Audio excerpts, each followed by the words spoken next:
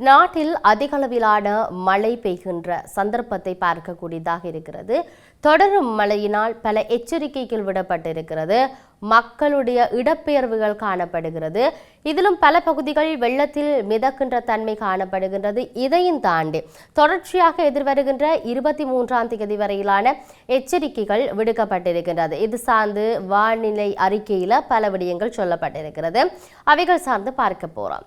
வடக்கு கிழக்குல பல பகுதிகளுக்கும் கிடைத்து வருகின்ற கனமழை மேலும் 2 நாட்களுக்கு நீடிக்க வாய்ப்புள்ளது என்று ஜாழ் பல்கலைக்கழக புவியியல் துறை தலைவரும் காலநிலை அவதானிப்பாளருமான பேராசிரியர் நாகமுத்து பிரதீபராஜா தெரிவித்துள்ளார். இது தொடர்பில் அவர் வெளியிட்டிருக்கக்கூடிய அந்த குறிப்பில் மட்டக்களப்பில் நேற்று மதியம் 1 மணி வரையான 48 மணி நேரத்தில் 250 மில்லிமீட்டருக்கு மேற்பட்ட மழை வீழ்ச்சியும், யாழ்ப்பாணத்தில் நேற்று மதியம் 1 மணி வரையான 36 மணி நேரத்தில் 125 மில்லிமீட்டருக்கு மேற்பட்ட மழை வீழ்ச்சியும் பதிவாகின.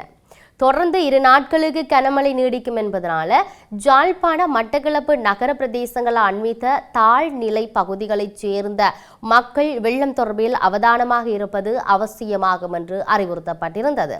எதிர்வரும் 23ஆம் தேதியிலிருந்து 28ஆம் தேதி வரையும் வங்காள விரிகுடாவில் புயல் ஒன்று உருவாகுவதற்கான வாய்ப்புகள் காணப்படுவதனால் அந்த காலப்பகுதியில் வடக்கு மற்றும் கிழக்கு மாகாணங்கள் மிக கன மழையை பெறும்.